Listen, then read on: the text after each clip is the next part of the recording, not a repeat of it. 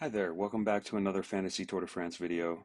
In this video, I'm going to be recapping the first two stages of the 2025 Tour de France and looking ahead to stages 3 and 4 from the perspective of the official fantasy game.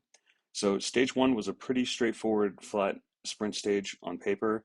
There were three Cat 4 climbs, so there was going to be a decent fight for the break that was almost certainly doomed to fail, but within the break, there was likely to be some fighting for the polka dot jersey on these few climbs.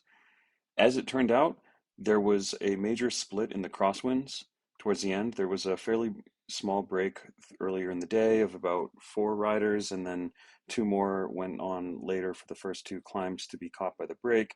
But the last climb was passed after the peloton had swallowed the break. So shortly after that, there were some splits due to crosswinds, and a lot of riders missed out.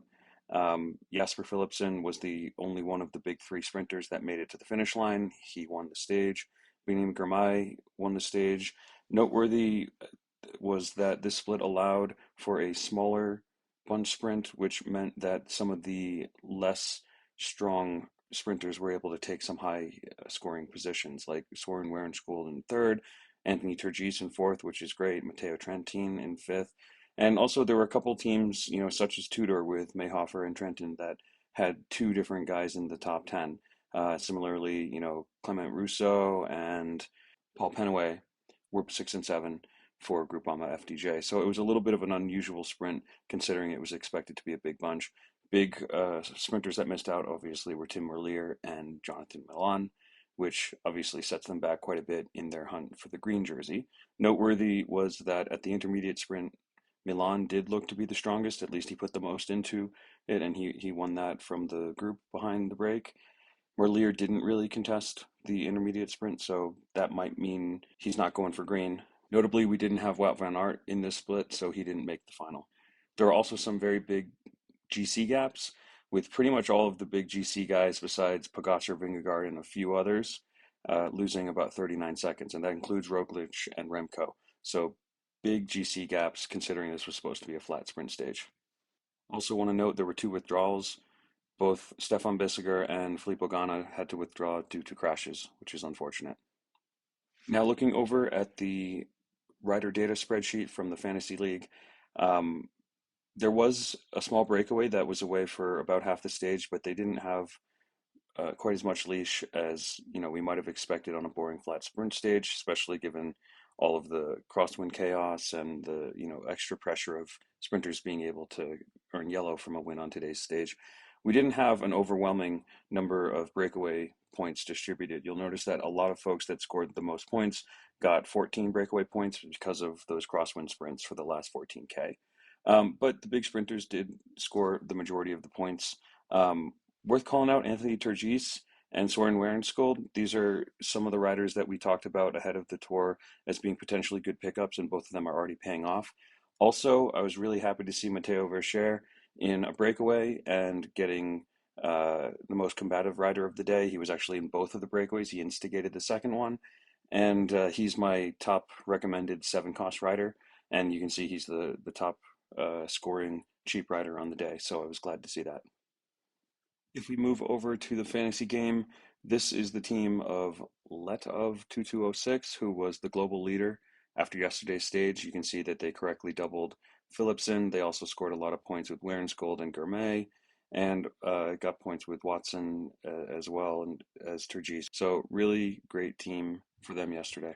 Looking at the Team JFJ Fantasy League for our community on Discord, you can see that the leader of the league after yesterday's stage was Wouty, who again correctly identified Philipsen as their stage winner bonus. Also had Paul Penway on his team as well as Verche, so he picked up a lot of points on this stage. If we look at my team, I didn't do quite so well. I lost a lot of points from tying up 19 stars on my team with Wout van Aert, who didn't end up contesting the bunch sprint. He didn't make that final split. Also, I had doubled Jonathan Milan, who missed the bunch sprint as well. He missed the split and didn't contest the bunch sprint in the end. So wasn't the best day for me, but I was happy to be earning a bunch of points with Matteo Verscher. At this point yesterday, a lot of people in the Discord server were sort of discussing some panic moves that might need to be done. Milan's not as strong as Philipsen, etc. I need to trade him out for Philipsen. I recommended to most participants that they don't make impulsive trades after just one day, especially considering that Milan did look strongest when they sprinted at the IS together. And it was sort of just a racing event that prevented him from contesting the final.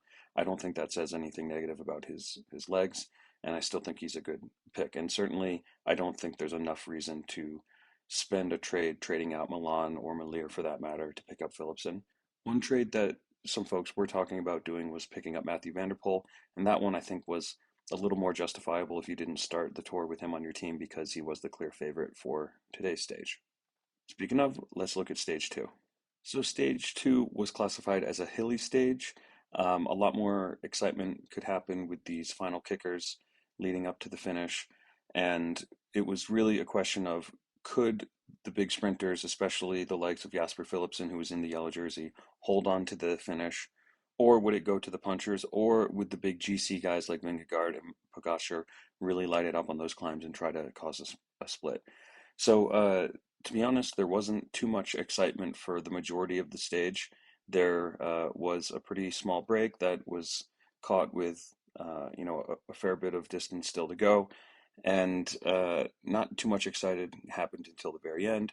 But in the end, we had certain climbers and GC riders, the UAE team, the Visma team, riders like Kevin Vauquelin, that were really lighting it up and forcing the pace in the final kilometers to prevent Jasper Philipsen from coming back, who was, on the tails of the lead group. But ultimately, his teammate Mathieu van der Poel was able to outsprint everyone else in the group because it became such a selection that it was Mathieu van der Poel who's the only sprinter amongst a group of climbers. And Tadej Pogacar put up a nice fight to try to pip him on the line, but Mathieu van der Poel was able to hold him off pretty easily.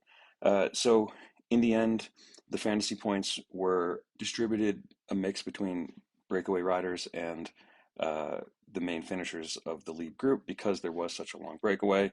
Noteworthy were some of these cheaper riders that scored a lot of points today, like Andreas Leknessem, who showed a lot of interest in the KOM points, and Bruno Amorai, who was in the Brave for the longest and got the most combative rider of the day.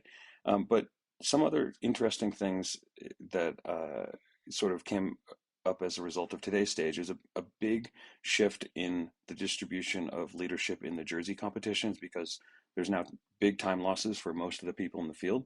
And so if we look at the jersey points specifically, so these are the points that riders are earning just from their position in the yellow, green, polka dot, or white jerseys. There's already some riders that are racking up a huge number of points every day. So Tadej Pogacar's got the most at 91 points per day starting today. Of course, this could change slightly day to day. But another couple noteworthy ones are Kevin Vauquelin and Joe Blackmore. So if we sort the jersey points, not just by raw points, but by points per cost, you can see that Kevin Vauquelin and Joseph Blackmore are 1 and 2 in terms of value per cost for jersey points. And in particular for Kevin Vauquelin, I don't, especially because he's not earning any points from the green jersey competition at the moment, I don't expect these jersey points to change very much in the next few days. Certainly not tomorrow.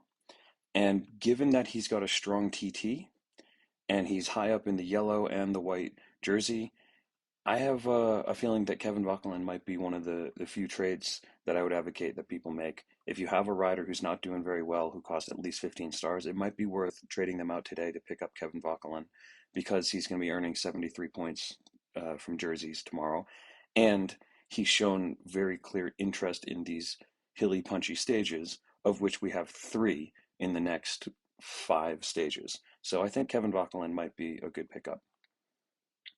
It's also just worth noting that Vingegaard was pretty active today, and he's already up there in a couple of the competitions, notably Polka Dots, because he went over a climb yesterday first, and he scored some points today, I think. So he's on the leaderboard for Polka Dot points already, even though not many riders are, and he's in third place in the yellow jersey competition already. So he's already earning 68 points per day, which is not necessarily something I would have predicted. We all expected Tadej Pogacar to be picking up bonus points, being really active in these stages, but Jonas Vingegaard has been able to hold his own pretty much and also stay right up there. So some people are already talking about picking up Jonas Vingegaard ahead of the time trial on stage 5.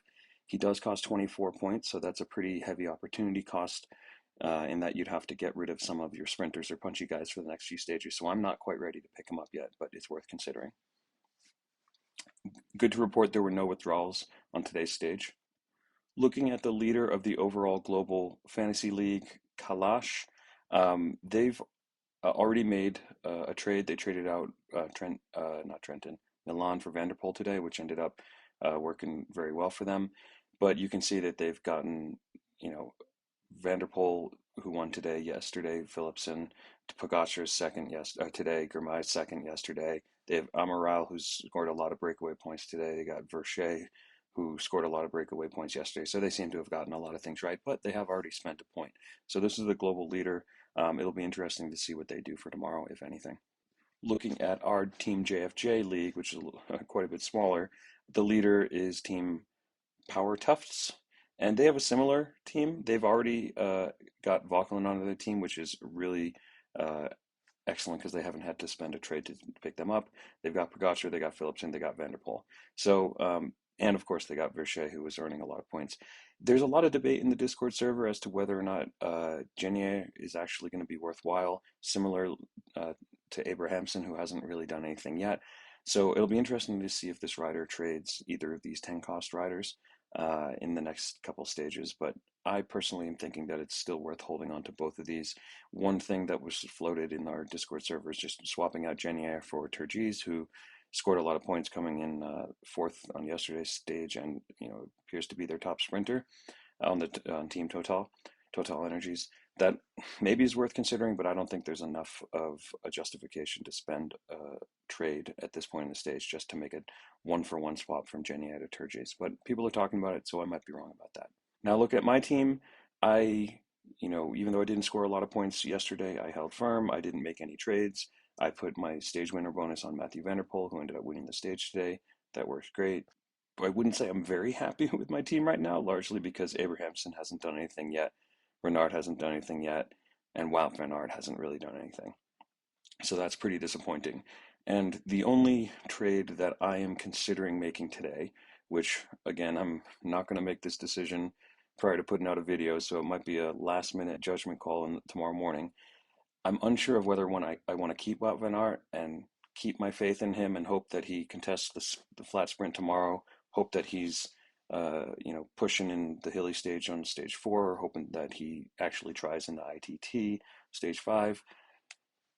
Or do I just cut my losses, trade him out for Vauquelin right away, and pick up those free 73 jersey points for the next couple stages with Vauquelin, and also the points that we expect him to pick up during the punchier stages, where he was clearly a much stronger rider than Wout van Aert, who didn't look very good today, even though he had the downside of riding pretty clearly for Jonas Vingegaard today instead of his own objectives. You could say that was selflessness. You could say he just didn't have the legs, and so it didn't make sense for him to go for his own objectives and ask the team to support him in doing so. So that's the trade that I'm considering making. Unsure if I'll do it, but if there's any trades that I make today, it's Wout van Aert out, Kevin Vauquelin in. Looking to tomorrow, it's going to be more of a pure flat bunch sprint, even more guaranteed than stage 1. I haven't really heard much about what the prospects are for crosswinds, but I think it's pretty safe to say it's going to be a bunch sprint. The question is just who's going to make it to the finish. And if we look at the betting odds, it looks like the bookies are going for Tim Merlier, followed by Milan, followed by Philipsen. I still think it's pretty damn close amongst these three, especially considering that in maybe reverse order of their pure speed is the strength of their leadouts, where Jasper Philipsen has Mathieu van der Poel, followed by Caden Groves, which is like the best last two men. And Jonathan Milan has a really excellent lead out, and Tim Merlier just has Bert van Leeuwenberger on his team. So I still think it's pretty close amongst the three. I'm happy with my pick of Jonathan Milan. Obviously, it's unfortunate that he missed the finale on both of these first two stages, but I'm still happy with him as my main sprinter. All right, with that, I think I'll wrap up, and I'll talk to you guys tomorrow or the next day with a recap of stage 3, or maybe I'll wait till stage 4 to do another 2-stage recap. Thanks for watching. Take care.